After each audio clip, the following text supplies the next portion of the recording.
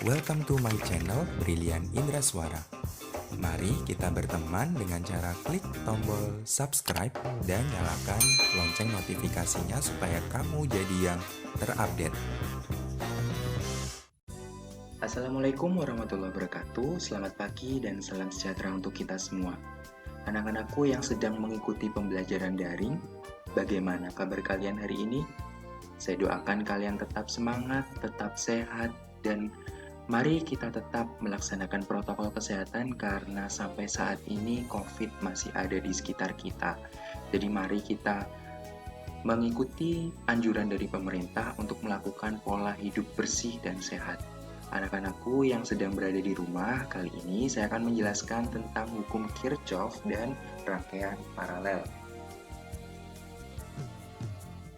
Kenapa kok dinamakan hukum Kirchhoff? Itu karena yang menemukan namanya adalah Kirchhoff, jadi untuk menghormati beliau. Jadi yang menemukan adalah Gustav Robert Kirchhoff, seorang fisikawan Jerman, dan di tahun 1845 ia mengumumkan sebuah teori rangkaian listrik yang dikenal dengan hukum Kirchhoff yang memungkinkan perhitungan arus, tegangan, dan hambatan di sirkuit listrik yang memiliki banyak putaran. Ia mengembangkan teori fisikawan Jerman yakni Georg Simon Ohm dengan menggeneralisasi persamaan yang menjelaskan aliran arus pada konduktor listrik dalam 3 dimensi. Masih ingat kalian dengan hukum Ohm yang beberapa minggu yang lalu saya jelaskan? Jadi Kirchhoff ini menyempurnakan teori yang ditemukan oleh Georg Simon Ohm.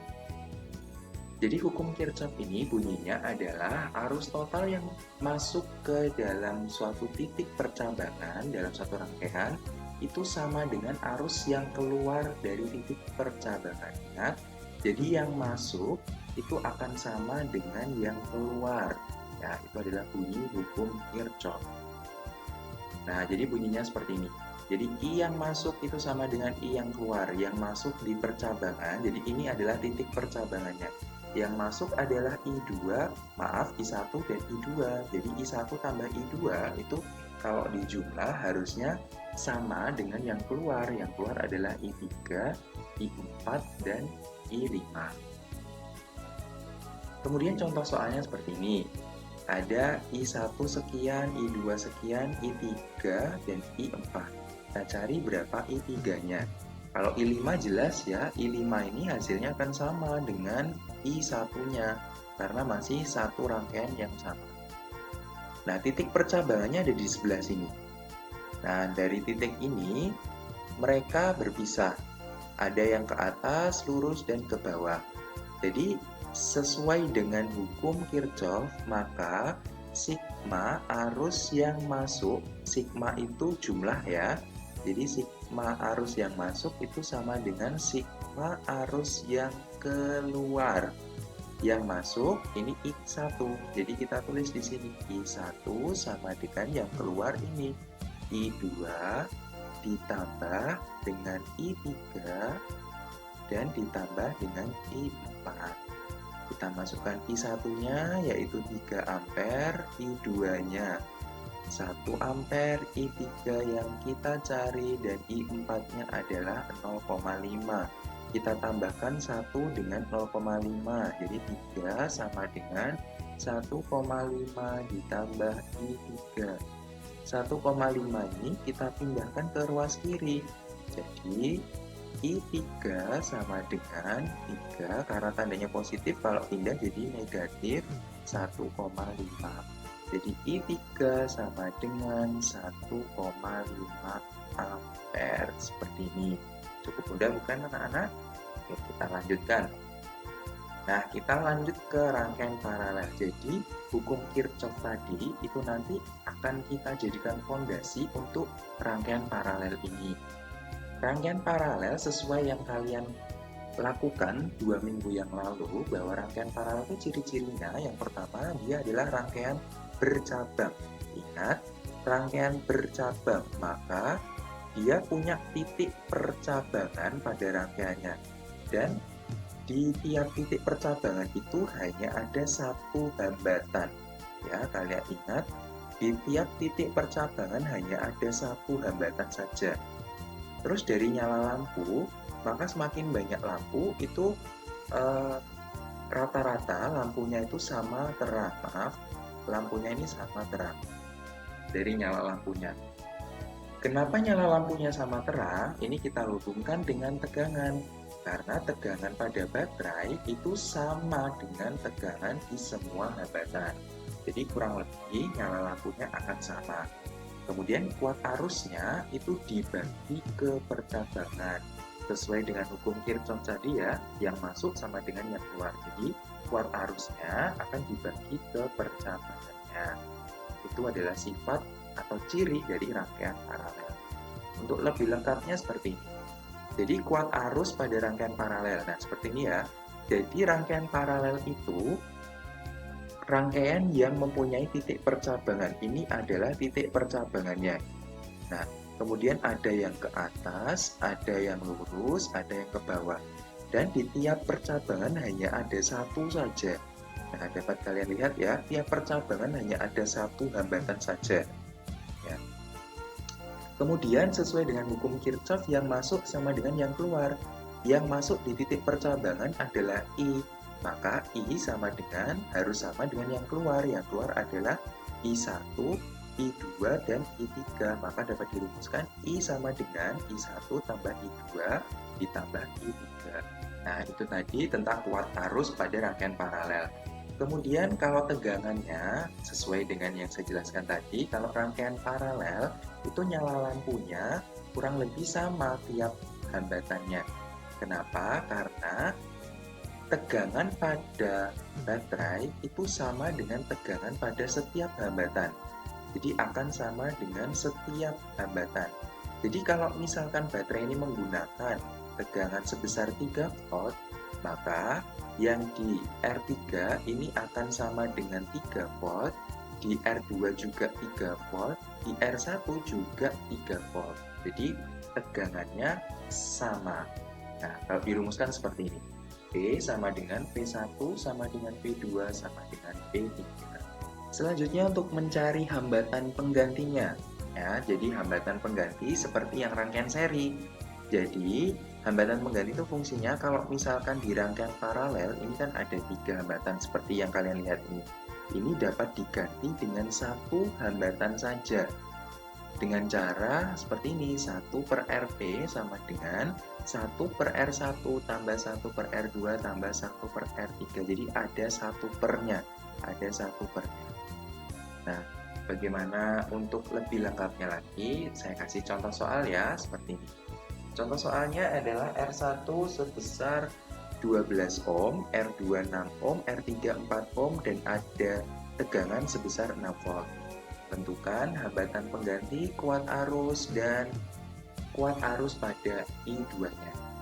Oke, yang dicari ini ya, hambatan penggantinya, kuat arusnya, dan kuat arus pada I2. Seperti ini cara penyelesaiannya. Ya, anak-anak sesuai dengan rumus tadi, maka kita dapat aplikasikan di contoh soal ini. Maka untuk mencari yang A, maka 1 per RP sama dengan 1 per R1 ditambah 1 per R2 ditambah 1 per R3. Maka 1 per RP sama dengan 1 per R1-nya 12 ya, kita masukkan di sini. 1 per 12 ditambah 1 per R2-nya adalah 6, kita masukkan. Dan R3-nya 4 ohm, kita masukkan di sini. Kemudian 1 per RP sama dengan, kita samakan penyebutnya. Jadi kalau ada pecahan, pecahannya ini penyebutnya beda-beda, dapat kita samakan penyebutnya dulu supaya nanti dapat kita tambahkan. Oke, caranya seperti ini. Kan ini ada 12, 6, 4. Cara mencari penyebutnya, kita cari KPK-nya. KPK adalah kelipatan persekutuan terkecil. Karena kelipatan, kita cari kelipatannya. Berarti kalau 12, 12, 24, dan seterusnya. 6 berarti 6, 12, terus 18, dan seterusnya. 4 berarti 4, 8, 12, terus berikutnya 16, dan seterusnya. Ini ada angka yang sama, 12, 12, 12. Berarti KPK dari bilangan tersebut adalah 12. Maka dapat kita tuliskan di sini, yaitu 12. Kemudian kita bagikan 12 kita bagi dengan 12, maka hasilnya adalah 1. Ditambah 12 kita bagi dengan 6, yaitu 2. Dan kemudian kita hapus dulu ya, supaya nggak bingung. Nah, 12 tadi bagi 6, 2. Terus berikutnya 12 kita bagi 4. Hasilnya adalah 3.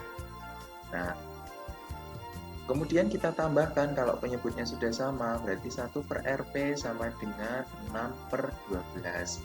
Maka karena yang dicari RP, maka RP sama dengan kita balik aja. Yang penyebut jadi pembilang, yang pembilang jadi penyebut, atau yang atas jadi bawah, bawah jadi atas.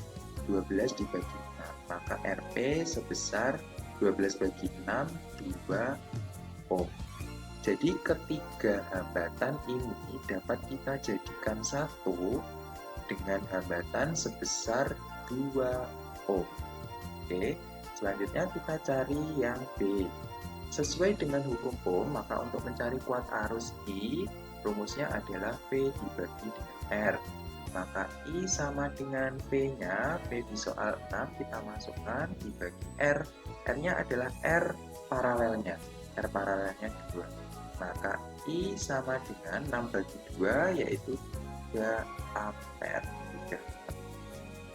Kemudian kita cari yang C. Kuat arus pada I2. Ingat, fokus kita hanya I2 saja. Maka I sama dengan V dibagi dengan R. Karena sifatnya paralel itu sama V-nya dengan yang di baterai, maka V-nya dapat kita isi V-nya 6. Nah, 6 dibagi R-nya. R-nya yang dilalui I2. Yang dilalui I2 berarti R-nya adalah R2. Maka di sini R2. Maka R2-nya di sini 6. Jadi I sama dengan 6 dibagi 6 berarti 1 ampere.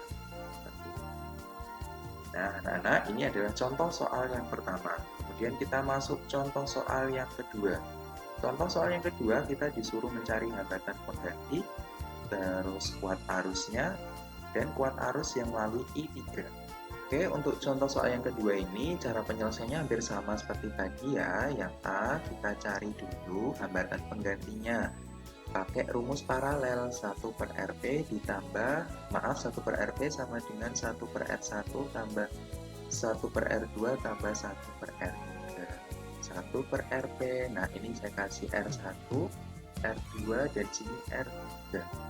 Sama dengan kita masukkan R1-nya ini, 2 ditambah 1 per R2-nya ini, kita masukkan ke sini, dan R3-nya ini, kita masukkan 6. Jadi 1 per RP sama dengan, kita samakan penyebutnya ya. Cara menyamakan penyebut sama seperti tadi ya, jadi kita tulis dulu angkanya, 2, 3, sama 6. Dicari KPK-nya, kelipatan persekutuan terkecil. Kita cari kelipatannya 2, berarti 2, terus 4, 6, 8, 10, dan seterusnya. 3, berarti 3, 6, terus 9, 12, dan seterusnya. Yang 6 berarti 6, 12, terus berikutnya 18, dan seterusnya. Karena ada yang sama, ini ada 6, 6, 6. Berarti KPK-nya adalah 6. Nah, KPK 6 tadi kita masukkan di sini sebagai penyebut. Kemudian kita bagi 6, kita bagi dengan 2. Hasilnya adalah 3. Kita tulis di sini. Ditambah dengan, kita hapus dulu ya. Ini kita hapus biar tidak bingung. Nah, kalau sudah, berikutnya 6 dibagi dengan 3. Hasilnya adalah 2. Oke, ini garisnya saya hapus dulu. Berikutnya 6 dibagi dengan 6. Hasilnya adalah 1. Ini saya hapus dulu.